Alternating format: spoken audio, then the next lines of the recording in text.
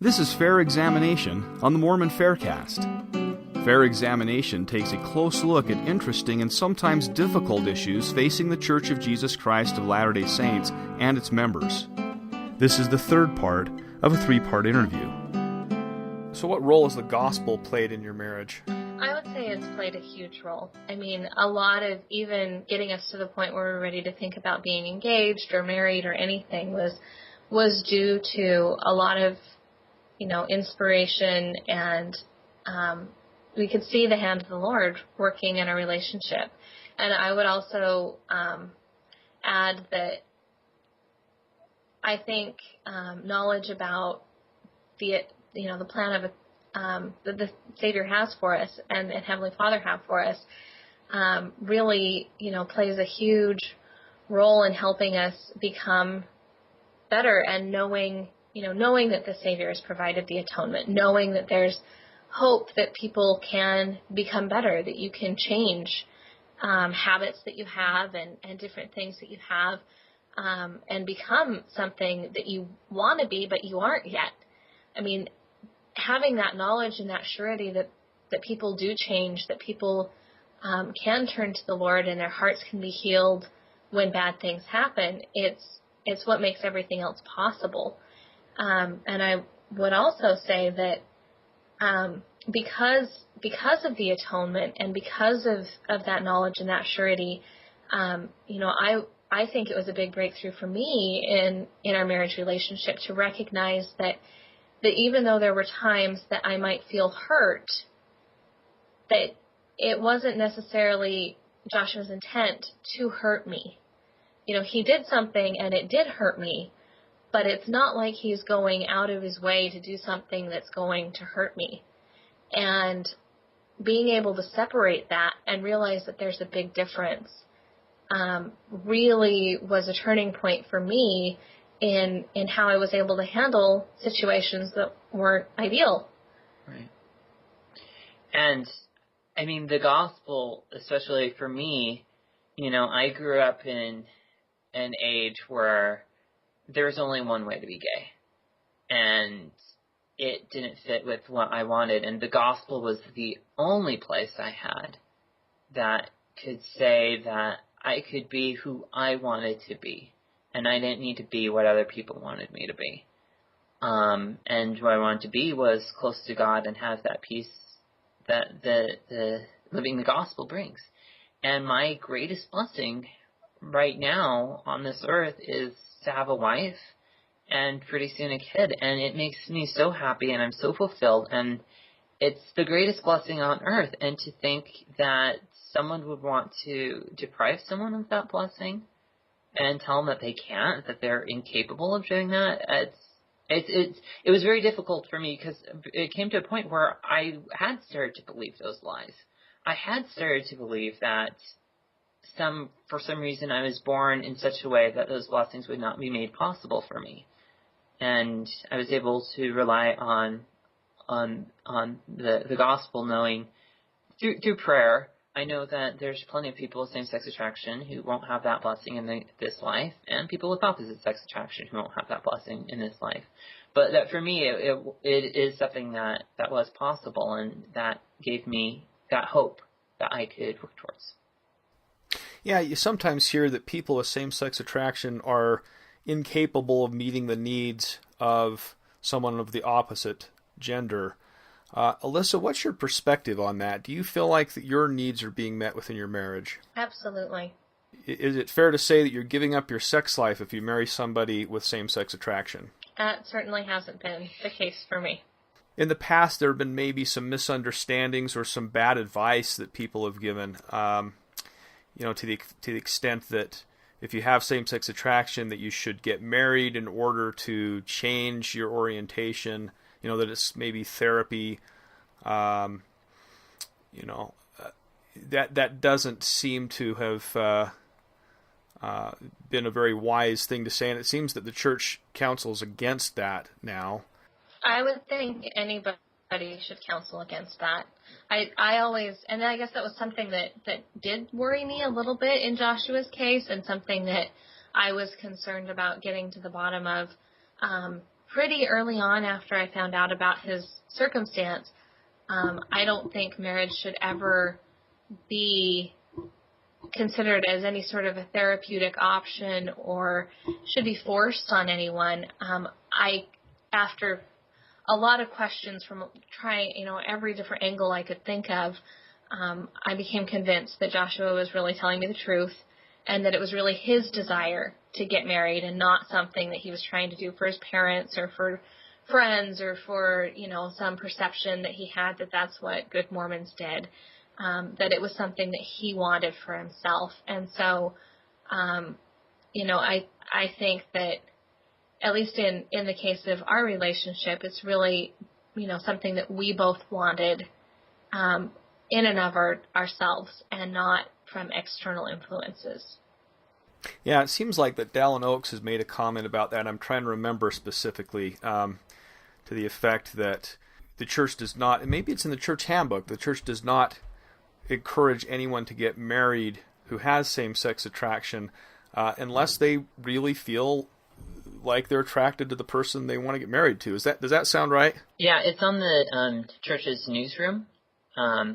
Online, if you go to the official position on same-gender attraction, he has an interview, and he's quoting a 1987 quote from President Hinckley, where Hinckley says, marriage should not be viewed as a therapeutic step to solve problems such as homosexual inclination or practices.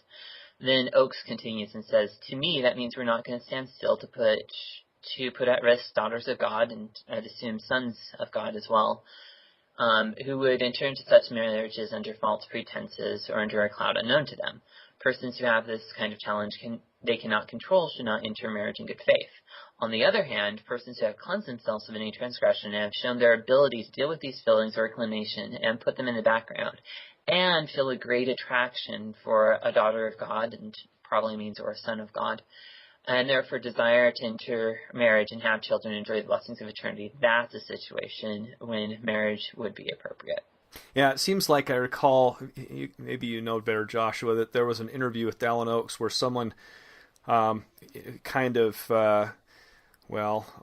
attacking the church, I think, to some degree on this basis, and saying that that in the past bishops or stake presidents had been encouraging people with same-sex attraction, maybe not to tell their fiancé and to go ahead and get married because that would resolve the issue. And Dallin Oaks, I think, said something about how he didn't think that was really happening, and then later came to find out that there have been bishops in the past, or maybe stake presidents, who had said such a thing.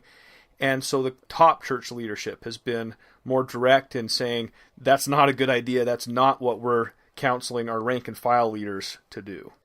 Right. So that was the 1986 interview with CBS. They said the church has recommended in the past, CBS said the church has recommended in the past as part of repentance when you're engaging in, as part of the repentance there have been several cases cited when a homosexual who wants to remain within the fold and finding his feelings will go to the bishop and will go for counsel. For what is recommended is that you repress those feelings and get married and have children and set you on a better path. Does that sound? And Elder Oaks was like, I don't know whether that has been recommended or not, because the counseling sessions, so he talked about that the counseling sessions are confidential and he doesn't have records for it, but he says marriage is not usually thought of as an act of repentance. And so he was very clear that the church never taught that. Going back to the 1970s, President Kimball wrote a pamphlet called Hope for the Transgressors.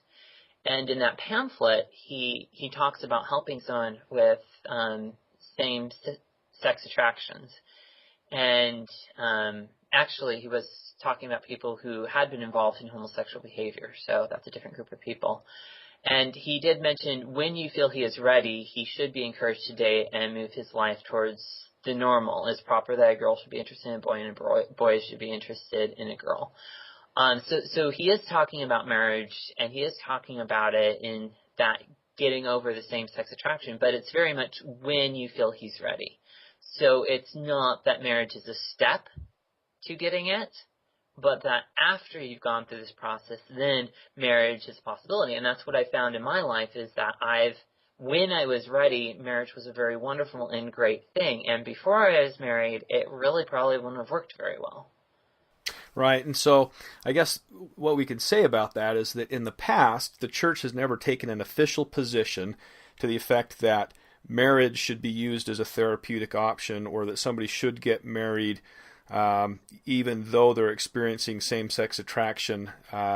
It's I guess it would be more fair to say that the church has not really said much at all in that as an official institution in those areas until more recently, when they're challenged on these issues. And in fairness, I think that it would be correct to say that there have been some local leaders who maybe out of inexperience or ignorance maybe did suggest those types of things.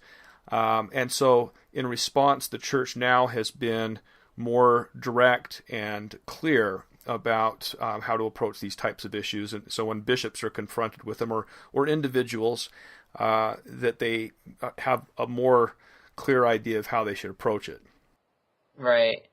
Yeah, I mean, reading the interview with Oakes, he seemed very surprised that marriage would be thought of as an act of repentance, which I could see the church not stressing that marriage is not a therapeutic step, because that just doesn't seem very logical. But since then, his interview in 1986, they have been very clear that marriage is not a therapeutic step in a way to resolve homosexual inclinations or practices. So Joshua and Alyssa, both, I guess, what are some of the stereotypes that you've confronted, that you've had to overcome? Well, I mean, the first stereotype was probably, like the very one that I encountered when Joshua first made his statement in the first place that I'm attracted to guys. And the instant stereotype that came to mind was that means that he wants to pursue a relationship with someone of the same sex. And, what he went on to tell me in that same conversation was that wasn't the case, that he'd already been on a path for a very long time where he wasn't pursuing relationships with people of the same sex. And so just that stereotype in and of itself, I think we see emphasized in our society over and over again. And it's one that's really hard to try to get your mind away from, because it's so prevalent, and so many people who are more vocal about having homosexual tendencies want everybody to think that that's the only way they can really be happy. Yeah, one of the biggest stereotypes that I face is a lot of people say that I did this for someone else. That they're like, oh, it's so sad that you couldn't marry who you really wanted to because the church is making you, or something like that. And I married who I wanted to marry. I did not want to marry a guy. I do not feel at peace when I'm with a guy. I wanted to marry a woman, and particularly I wanted to marry Alyssa because she makes me happier than I've ever been in my whole entire life. And so it is kind of hard to hear when people just assume that you got married for someone else, or you're doing it to make the church happy, or you're doing it to make your parents happy, or you're doing it to hide. And that's particularly annoying because I was out before I got married, so obviously I didn't do it to hide. Another problem is everyone stereotypes is that I'm secretly having gay sex. They talk about Brokeback Mountain or Ted Haggard or some of these more common occurrences that you do hear about. I mean, when someone's faithful to their spouse, that never makes the news. And so there's that mentality that people have. And there's a lot of people saying that I'm not being true to myself. And I'm fighting very much against what culture is saying and what the world's telling me. So for someone to accuse me of just being a sheep seems very counterintuitive to me. I'm like, I fought very hard to do what I want and not what other people are telling me to do. and then they think I'm just a sheep following other people. This is not an easy path. What has been taught in the church regarding identity in this regard? So, there's been several statements by several leaders. Both Packer and Oakes have talked that being gay should not be used as a noun. That I shouldn't say I am gay. I am a gay. That would be a noun. I am gay would be an adjective. And they talk about how you shouldn't see it as a condition of who you are. You should see yourself first and foremost as a son and daughter of God. And I've seen that where if you identify yourself, whatever it is, if you're a less active member, sometimes you let that identity become who you are, and it's harder to overcome that and be an active member, for example. So that's Elder Oakes and Elder Packer. Elder Holland has talked about not letting your sexual feelings be your primary identity. And I would say that that's good advice for anyone, whether they have same or opposite sex attraction. You should not make your sexual feelings give an inordinate amount of time. That is important. And then Bishop McMullen has talked a lot about labels in general. He has even said that you shouldn't even say a woman is pregnant because that's giving her a label and reducing her to a biological phenomena rather than seeing her as a daughter of God. And so they have said that no one should really be labeled in any fashion, and that saying people who are gay kind of puts them in a category. And I have seen many people in the church who have taken that to mean that people who are living the law of chastity shouldn't be identified as gay and other people should be. And that's totally going against what our church leaders teach. That they teach that no one should have that label, that everyone should be treated as a son and daughter of God. Nothing they have ever said has ever indicated that you should use that label to distinguish between good guys or bad guys or something like that. So has the church taught that people should be closeted? No. So identifying yourself primarily, there's a huge difference between identifying yourself primarily by your sexual feelings and then lying about it and pretending that you're something you aren't. The church has said that you need to be honest with your fellow man. One of the great teachings from the Book of Mormon is that when we're baptized, we make a covenant to bear one another's burdens and mourn with those who mourn. And that can't happen if you don't know what those burdens are. And Elder Oakes has said that every member, that applies specifically to same-sex attraction, that every member has that duty to bear that with someone with same-sex attraction. And I think a lot of people do get confused because the church doesn't like the label gay and doesn't want to create this division between the gay guys and the straight guys and women. That means that you have to pretend to be straight, and that nothing they have said indicates that you should pretend to be straight. So having said that, what do you think the church's position is on what we refer to as gay rights?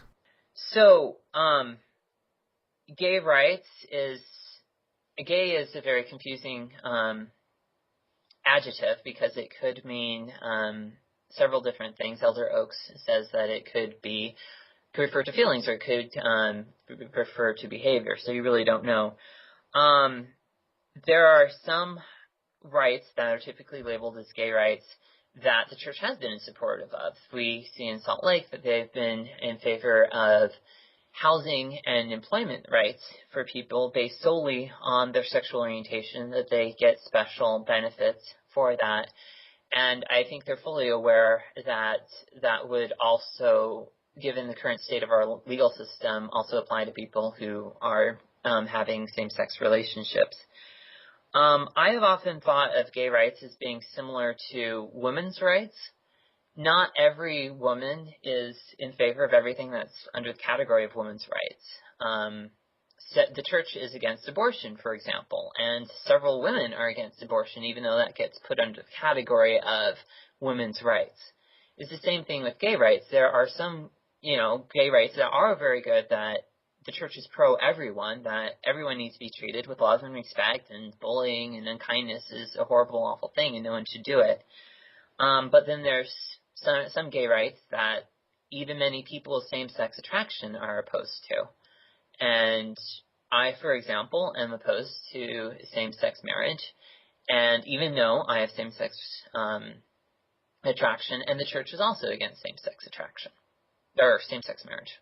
So another thing I wanted to add is, for me in particular, something that's been very important to me is my ability to choose my own path as someone with same-sex attraction, and the ability to go to a college that respects my values, and to be able to go to a therapist with someone who respects my values and has the same goals I want to. And I do think it's interesting that under the category of gay rights, people actually clump the inability to get that type of therapy, that depriving gay people of the therapy that they want is actually a goal of a lot of gay rights organizations, a very explicit goal. And in my mind, that would be allowing people with same-sex attraction to get the therapy they want should be part of gay rights.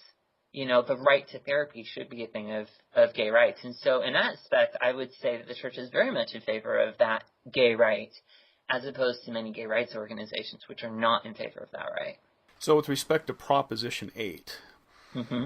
do you see that as a move to take rights away from same-sex couples?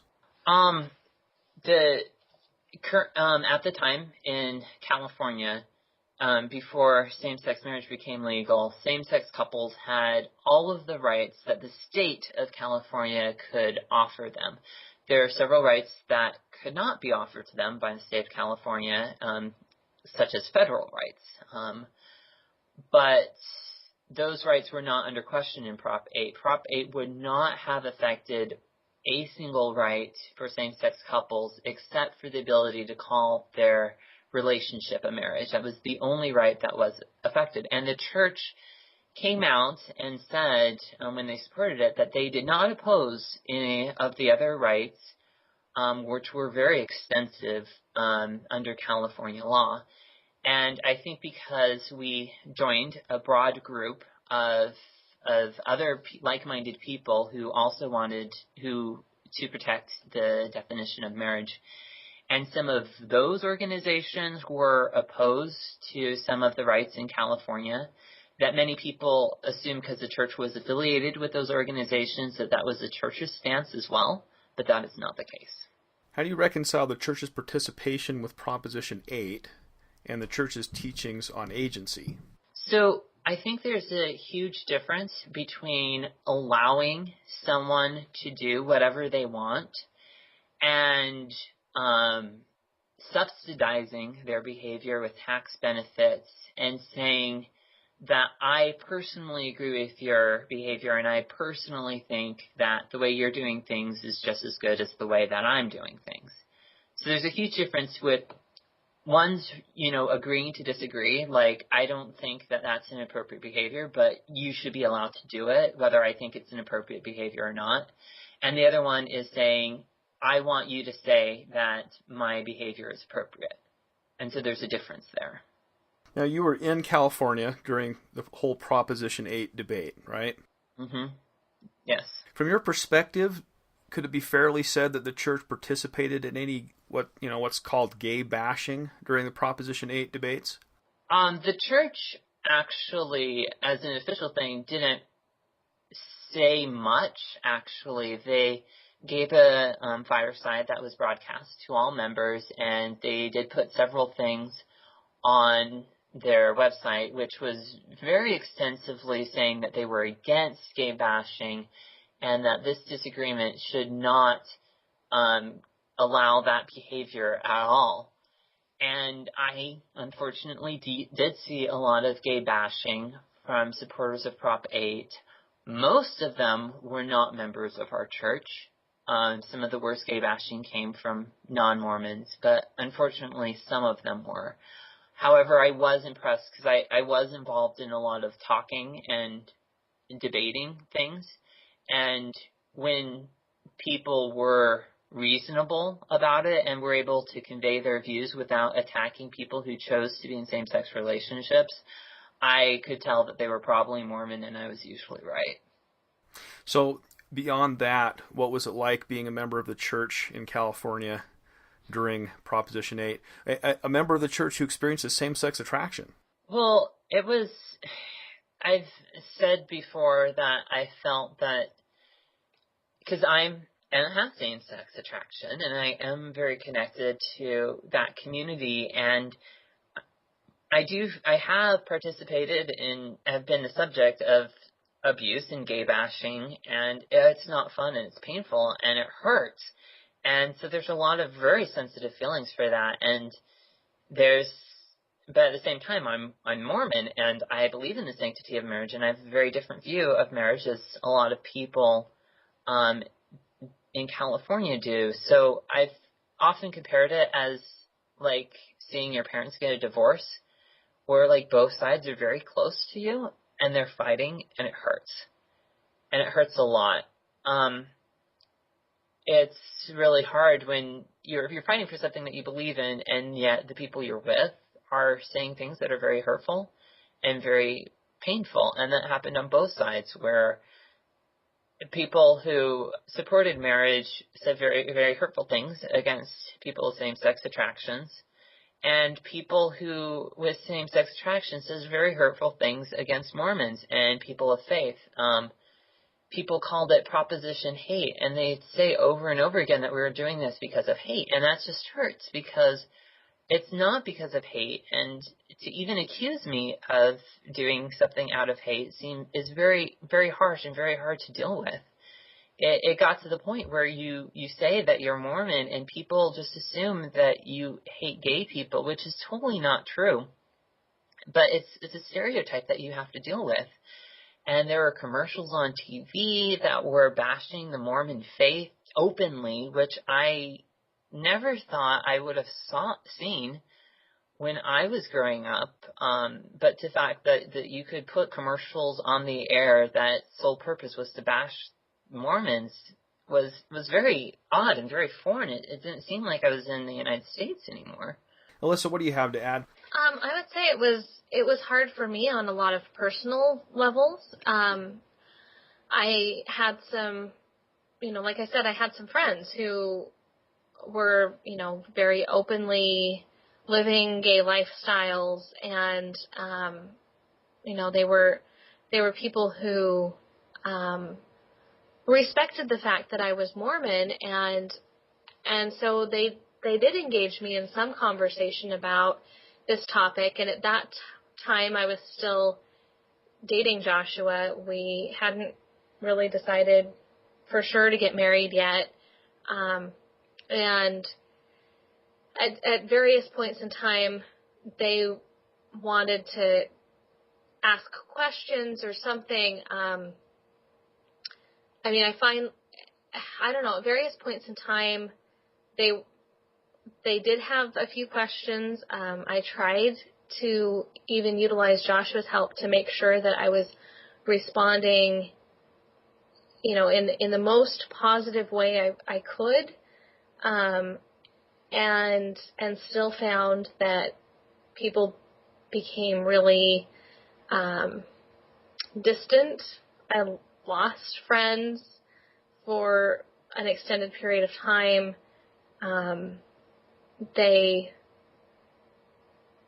It was a hard place to be because, I did care very much about them, and I knew that they wanted the opportunity to be able to say that the relationship they were in was a marriage. And yet I didn't necessarily support that definition, but that didn't mean that I didn't want them to be happy, and it didn't mean that I wanted to say that they couldn't do something that they felt was right. And it certainly didn't mean that I was, upset at them or unhappy with them, but they were sure unhappy with me. And so it was just a really weird time, and one that I hope I don't have to live through again, but I probably will. So it was difficult to want to really talk to a lot of people or really be very outgoing or vocal about things. And from, because I was close to Joshua at that point in time, I got a lot more exposure to different issues that were actually being dealt with within the community of people who were Mormon and did have or experience SSA, and how they were feeling about things that were being said. And that was, it was really eye-opening, and you could see where, they didn't necessarily like what was going on either, as Joshua just alluded to. And so it was just, I don't know, it was really hard from every perspective to try to make any sort of a point about what you believed or why you believed it, because everything was just so controversial. Another thing that I think was hard is that they would often, because you had that view about what marriage means, and that wasn't their view, that they assigned a lot of other things to you. Like, people would accuse you, oh, you're against Prop 8, so therefore you think that our families should be broken up, and we shouldn't be allowed to see each other, and we shouldn't be able to get health rights or these other rights, or you're in favor of gay bashing. And they made all of these very illogical leaps because I had one view on one aspect, that all of a sudden I was a gay hater. And people said that I had, especially when they found out that I had same-sex attraction, that it was internalized homophobia, and that I had a lot of self-hate. And it was just really hard to take. What has the church said about gay bashing? The church has been very clear that gay bashing is not appropriate and is not acceptable for members of the church to participate in. Now, some people have criticized Elder Packer and have said that Elder Packer has promoted gay bashing or violence against gays because of a talk he gave, I think, in the late 70s, where he mentioned an incident involving, I think it was 2 missionaries who one made a homosexual advance toward the others. Are you familiar with that? Yes, I am. What's your take on that story? It's very spotty about the circumstances that in that encounter. So I think it's very hard to say what those circumstances are. I've seen Elder. Have you read that talk? I've read the talk. The talk itself doesn't have a lot of details in it. Do you see Elder Packer as promoting violence against homosexuals in that talk?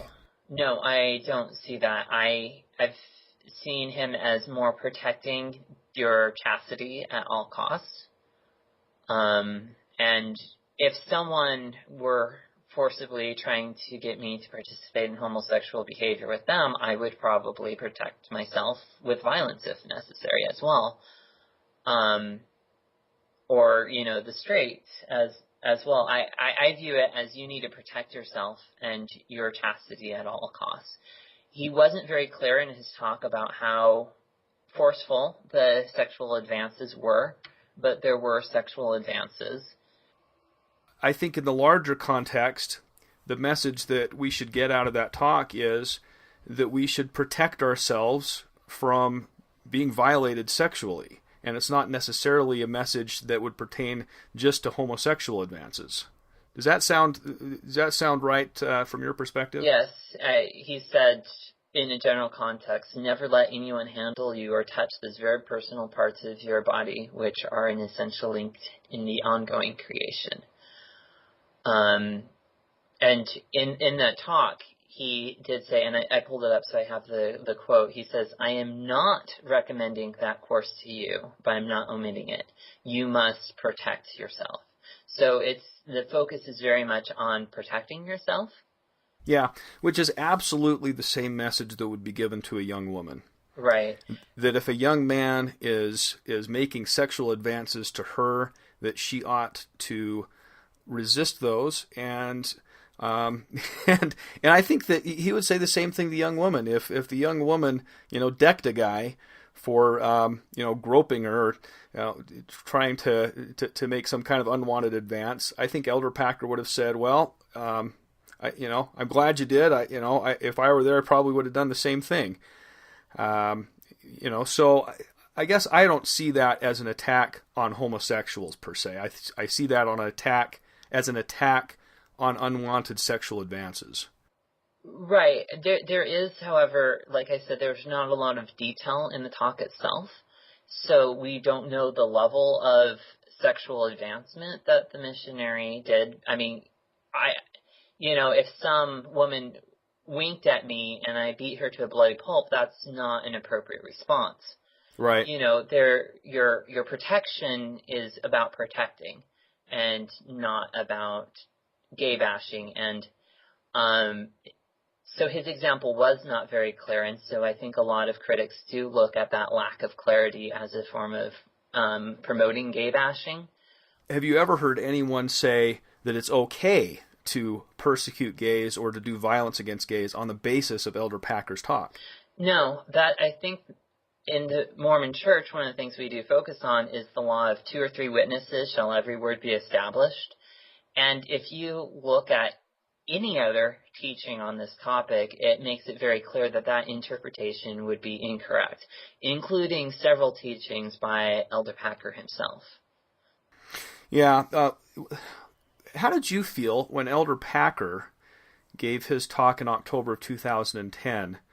The talk that the talk I'm talking about, yes. that gave so much. There was so much reaction to that, and again, they accusing Elder Packer of basically being a homophobe. How did you feel about that talk? Well, I think perhaps to me, it's very obvious the difference between actions and relationships. And I have had to fight against the inclination to be in a same-sex relationship. And I've overcome it to the extent that I'm not in a same-sex relationship. So it's fit exactly what I had been going through for so many years, and was validation to me that I was on the right course and it was possible, and that is what God wanted me to do. I did wish that he was a bit clearer. I think it's always hard to guess how people are going to interpret your remarks. I knew exactly what he was talking about, but unfortunately it seems that there are people who weren't. And I think it would have been better if he had left them without a shadow of doubt what he was talking about, but no one's perfect. Yeah, I mean, if you put his talk into the context of what he has said in the past, it's clear to me that he's distinguishing between behavior and temptations or tendencies we might have, and that God doesn't make someone in a way that they have no choice but to act on the tendencies or temptations that they have. God wouldn't do that. But he's not saying that nobody has temptations or tendencies. He's certainly not saying that that by virtue of being in this world and being a natural man or natural woman that we're not born with different types of tendencies or temptations. And he's made perhaps a more clear distinction between behavior and tendencies or temptations in past talks. What do you recall about what Elder Packer has said in the past in that regard? So he has said, he was talking about the struggle with being same-sex attraction, having same-sex attraction, and particularly with the temptation to engage in immoral activity. And he said that, quote, "That may be a struggle from which you will not be free in this life. If you do not act on temptation, you need feel no guilt." So he was very strong, echoing the words of President Kimball in that respect, that we shouldn't be feeling guilty for same-sex attractions. We shouldn't be feeling guilty for fighting the good fight. And for him to turn around in 2010 and allude to that, it seems very odd to me that would be the interpretation. Well, it was the same time that the new church handbook was coming out. That was, in the current church handbook, it's specifically drawing a distinction between behavior and temptations or tendencies that people might have. Again, it would be very strange if Elder Packer, at the same time this church handbook is coming out, saying it's not sinful to be tempted with same-sex attraction, it's sinful to act on same-sex attraction or to behave in a homosexual manner. It would be very incongruous for Elder Packer then at the same time to give a talk inferring that same-sex attraction itself was sinful. Right, and it doesn't, because the other thing is he does not mention same-sex attraction once during the whole talk. There's no doubt that he was including that, and given, the Proposition 8 and what was going around it and substitutes for marriage, that was included in the talk. But everything he said applies equally to straight people as well. And there was a larger context too. He was talking about pornography as well. Right. And so it's not just homosexual behavior. We're talking about sinful behavior in general, and that we have certain tendencies or temptations, but they do not dictate our behavior. Right. And that's a core Mormon belief, and I think that's something that a lot of people don't understand.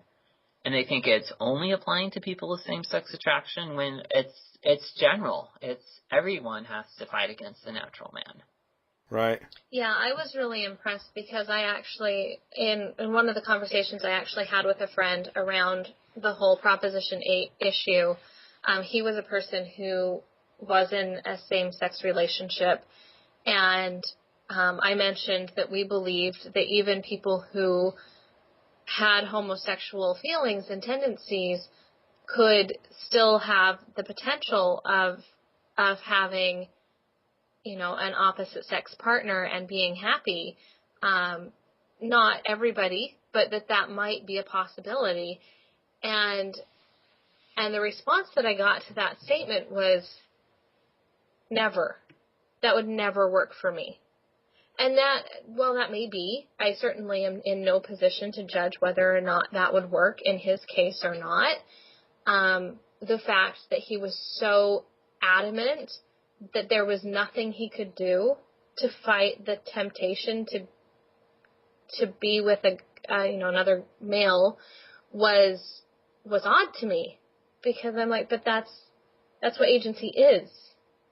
And so it really was, it was a big point for me when I was listening to this talk. I was actually really happy that he was talking about the fact that, it doesn't matter what temptation or tendency we might have, whether it's one towards alcohol or one towards anger or one towards, engaging in same-sex behavior, that all of those things are things that we can overcome, because we all need to overcome things in our lives. None of us are perfect.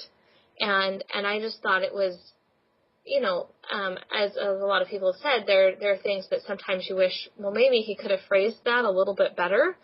But I thought it was a really beautiful message.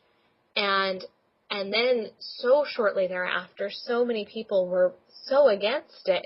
And I thought they just totally misinterpreted what he was saying completely and missed the point that it really is that core doctrine that we can overcome, temptations that we have in this life, whether it's, a person who was exposed to drugs at a very, very early age and has this tendency toward being a drug addict, or it's something involving your sexual activity, that we all can choose. And that's really the message that the gospel brings. I think part of the confusion was the use of the word overcome. When we overcome difficulties, I don't think in Mormonism we think that all the difficulties ever go away and everything's hunky-dory. It's learning to deal with the difficulties. And I mean, that's the huge difference. Is I think some people saw this overcome as you're changing your sexual orientation, whereas I have this desire towards the impure and unnatural, and I am not giving into it. I am conqueror. I am overcoming that desire. Not, oh, it's a piece of cake now because I don't have the desire anymore. The statement that Elder Packer made was, some suppose that they were preset and cannot overcome what they feel are inborn tendencies toward impure and unnatural. Now, the print version says inborn temptations, and he says, not so. And in the spoken version it said, why would our Heavenly Father do that to anyone? Remember, He is our Heavenly Father. Now, Elder Packer gave another talk, and I'm not sure where this is found. I just love the quote so much that it's just really stuck with me. And maybe he's not the only one who said it, but he mentioned, and I think it may have been in the context of pornography, but or impure thoughts that we may have. And his point was, a bird may land on your head, but you don't need to let it build a nest there. And I think that really gets to the point here, is that in overcoming temptations or tendencies, it's a matter of shooing the bird away, Right. Not entertaining that bird and not saying, hey, stick around and let's make it comfortable for you here. And so to say that we can't overcome the temptations or tendencies that we may have, I think is the message that a lot of people are promoting, that if you have some kind of inclination towards certain behavior, that you should indulge that inclination and that you have no option but to indulge it. And it's like Alyssa said, the gospel teaches us that we do have options. We do have the freedom to choose what our behavior will be. Right. And I think another point that's hard for people to get is we're supposed to control our thoughts. We're supposed to purify our hearts and change our desires. And I think when we start talking about, especially in SSA, when we talk about changing our desires, people think that's a change in sexual orientation, where to me it's, my desire is to do what God wants me to do, and I don't desire to be in a same-sex relationship, and that's the desire I'm changing. I'm not stopping the bird from landing on my head, but I'm shooing it away. Exactly. So the bird lands on your head, and so what your desire is to shoo the bird away, and not to make it comfortable for the bird to remain. One of the things that I think there even are some members of the church who have created organizations relating to same-sex marriage or homosexual activity. It seems in an effort to change the church's position with respect to same-sex activity and same-sex marriage. And I think that the theory that they have is that if it's legal for homosexuals to marry, that it would not be a violation of the law of chastity for someone to engage in sexual activity within the context of that marriage, even though it's a same-sex marriage. Now, what's your take on that? If homosexuals are able to marry, why would sex within that relationship be a violation of the law of chastity? Well, as a married homosexual, sex within a relationship with someone of the opposite sex wouldn't be a bad thing. But as far as the same-sex marriage is concerned, for me, because I wasn't always as faithful as I should be, and I have made mistakes, and I didn't feel peace, and I didn't feel close with God in that type of relationship, and I feel peace and I feel close to God now. So I have a strong testimony that the law of chastity, as currently stands, does bring peace and does bring happiness into people's lives. And so it would seem odd to me that would change. The purpose of the church is the kingdom of God here on earth, and we're here working together to try to prepare ourselves to live with God again. And the highest degree, it would be a celestial marriage in the kingdom of God. And same-sex relationships do not work towards that goal, and it can be quite distracting. And there are people who would otherwise be great spouses in an opposite-sex marriage who do get confused and do go for a same-sex relationship and deprive themselves and their potential spouse of that type of loving relationship. My relationship with Alyssa is the best that I could ever even fathom or hope for, and it's my greatest blessing on earth. And a lot of people unnecessarily, and I realize not everyone would be able to have the opportunity, but I think a lot of people unnecessarily deprive themselves of that blessing, and that's sad.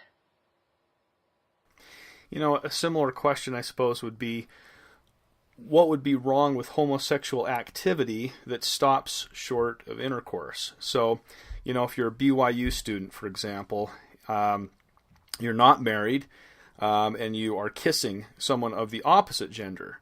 I don't know any bishop that is going to report you to the honor code office or hold church discipline for that type of activity. However, if a young man is engaging in kissing another young man, it seems that that's viewed very differently. Why should BYU or the church care about two men who show physical affection to each other through hugging or even holding hands or kissing, when similar activity is not prohibited between unmarried people of the opposite gender?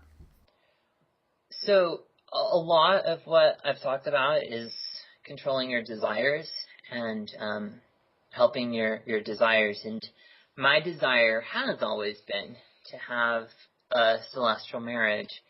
And I think that things that deter you from that goal, even if that's not a realistic possibility for you in this life, things that deter you from that goal are very detrimental to your eternal progression.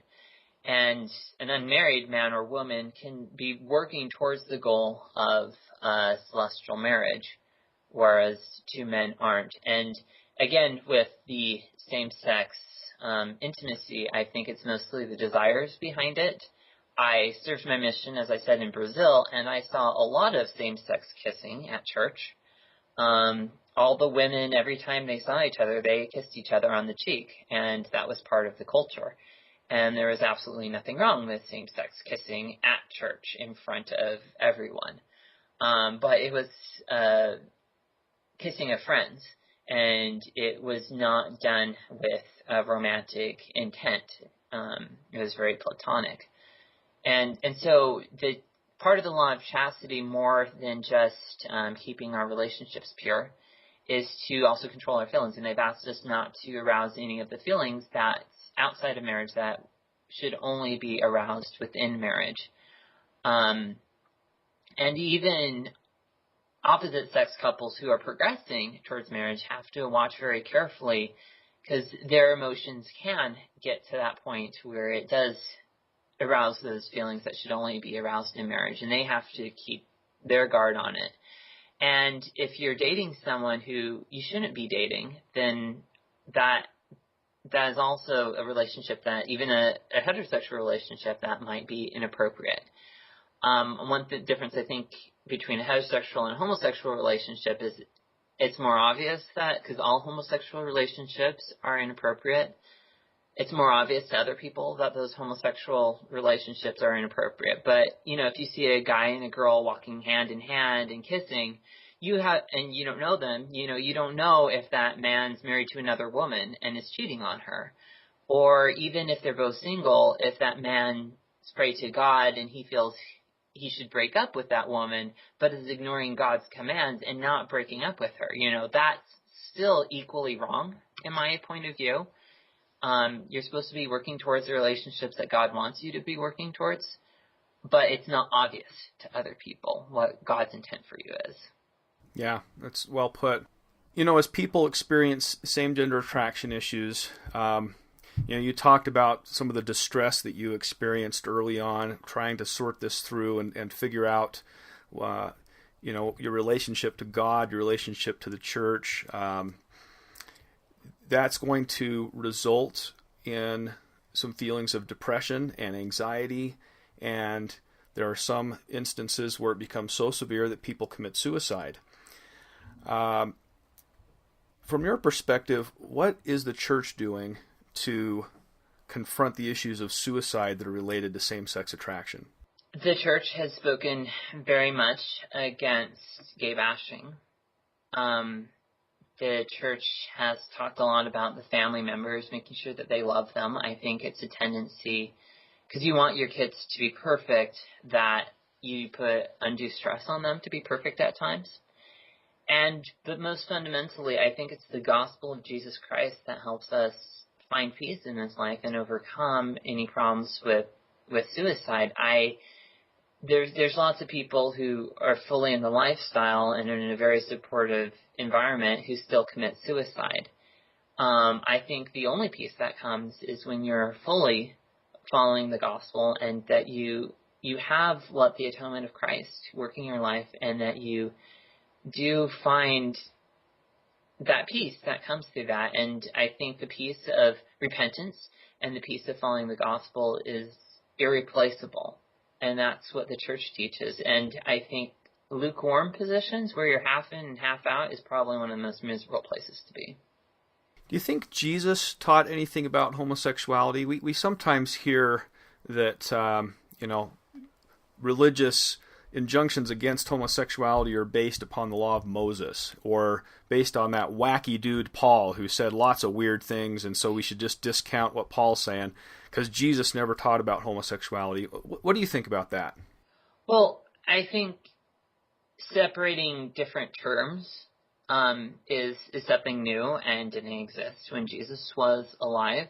He very clearly taught against fornication and adultery, which would include all sexual relationships outside of marriage, and he very clearly taught that marriage was between a man and a woman, and that shouldn't be changed. So that doesn't leave any room for homosexual relationships. He might not have specifically named all the different types of relationships that could be had outside of marriage between a man and a woman. If we invented a separate term for saying having sex with the person two doors down, then you could say, well, Jesus never taught against having sex with the person two doors down. But he didn't, because he said don't have any sex with someone you're not married to.